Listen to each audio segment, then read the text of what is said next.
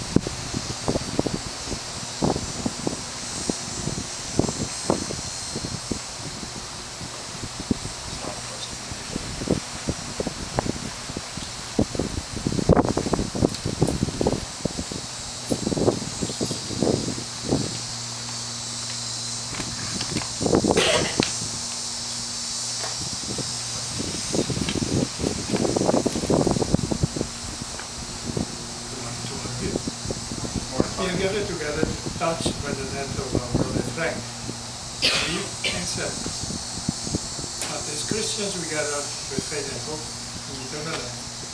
So we pray. Lord God, you're the glory of believers and the life of the just.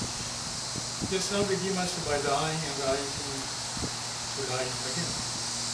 Since our brother Frank believed in the mystery of our own resurrection, let them share the joys and blessings of the life to come. As we ask through Christ.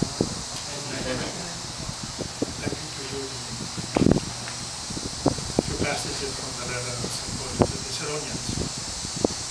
Our brothers and sisters, we want you to know the truth about those who have died, so that you will not be sad as are those who have no hope. We believe that Jesus died and rose again, and so we believe that God will take back with Jesus those who have died believing in Him. What we are teaching you now is the Lord's teaching. We who are alive on the day the Lord comes will not go ahead of those who have died. There will be the shout of a command, the angel's voice, the sound of God's trumpet, and the Lord Himself will come down from heaven. Those who have died believing in Christ will rise to life first. Then we who are living at the time will be gathered up along with them in the clouds to meet the Lord in the air. And so we will always be with the Lord. Therefore, encourage one another with these words, the word of God. Thanks be to God. Now please answer, the Lord is my shepherd, there is nothing I shall want. The Lord is my shepherd, there is nothing I shall want. In verdant pasture he gave me repose, beside restful waters, he leads me, he refreshes my soul. The Lord is my shepherd, there is nothing I He shall want. guides me in right paths for his name's sake. Even though I walk in dark valley, I fear no evil, for you are at my side. With your rod and your staff, they give me courage. The Lord is my shepherd, there is nothing I You shall want. spread a table before me in the sight of my foes. You anoint my head with oil, my cup overflows. The Lord is my shepherd, there is nothing I shall want. Surely goodness and kindness follow me all the days of my life, and I shall dwell in the house of the Lord for years to come. The Lord is my shepherd, there is nothing I shall want. Dear children of the late Frank Sildan, family and friends, first of all I extend to you my deepest feelings of sympathy. I also like to speak for the many friends Frank were with in our faith community for many years. Yet he left us in a good age, but he was able to be active in our midst until about a few weeks ago, when actually he was confined to bed. There is a deep sense of gratitude and admiration for the life well lived of Frank. At the same time, there is just a great sense of sorrow and grief for the loss of your father, your friend, a faithful servant of God. I'm sure you all feel the same. All of you who have been close to him. That is a great mystery before which we stand saddened and confused. And suddenly, all life is gone. The meaning of death for Christian believers can be found only in the death of Christ himself. As St. Paul wrote, Christ became obedient unto death, even death on the cross. And because of this, God the Father highly exalted him in the glory of his resurrection. In that, Jesus made a complete gift of himself to the Father, and the Father rewarded him by raising Jesus to a new life, to happiness and perfection. And so death for Jesus was not an end, a new beginning, not a closing of a door beyond nothing, but the opening of one into eternity. That was the passage to a new and perfect life. Jesus made this passage through death for our sake. He went before us not only to show the way to us, but also to be there to wait for us, to welcome us. And so Jesus gave that his true meaning. He stands before us, reminding us always of what he says. I am the resurrection and the life. Whoever believes in me, though he should die, will come to life. And whoever is alive and believes in me will never die. Of course, the death of a dear one is always very sad, but Jesus put death into the right perspective. And for this, St. Paul repeats to us, brethren, we want you to know the truth about those who have died, so that you will not be sad as are those who have no hope.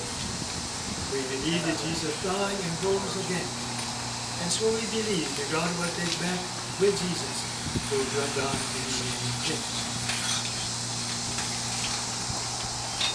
The Holy Mass for us is the sacrifice of Christ on the cross, made present and offered again by the explicit word of Christ Himself. Do this in memory of me. Then what Jesus ordered to His apostles in the Last Supper, and coming to Mass for Frank, was really the expression of his faith. Since I don't know when, till his last sickness, Frank was in church at 7:30 Thursday and Friday of every week, minister of the Eucharist before a Black Mass, of the lector for the end of Black Mass, proud to serve, and believe for him there was a kind of epiphany. And the epiphany of the Lord, the star revealed the newborn King, the Jews, Messiah, to the Magi. And Mass to Frank revealed the presence of Christ. And through the Mass he received the energy, strength, and love he shared throughout his life. To come to Mass was a spiritual necessity. It was a necessity he enjoyed to discharge. And because of his faith, he was the person we all know, always ready for all the many commitments of Christ. Only God knows all the good Frank did. Being myself involved with only a few of the church groups, Frank himself impressed me of all his activities during the last 8 years while I was here in Lady Peace. He was always ready, but he always acted with great vigor and dedication. Frank was being an inspiration to me, and I'm sure it was many. And I think that there is a time when we, as leaders of the Christian community, may express our feelings of satisfaction to the whole community. And today I believe this is the right opportunity for me to say thanks, Frank, for your beautiful example of Christian faith you've been giving to all of us, and to me in particular. Frank, it is a beautiful Christian record you have written on behalf of yourself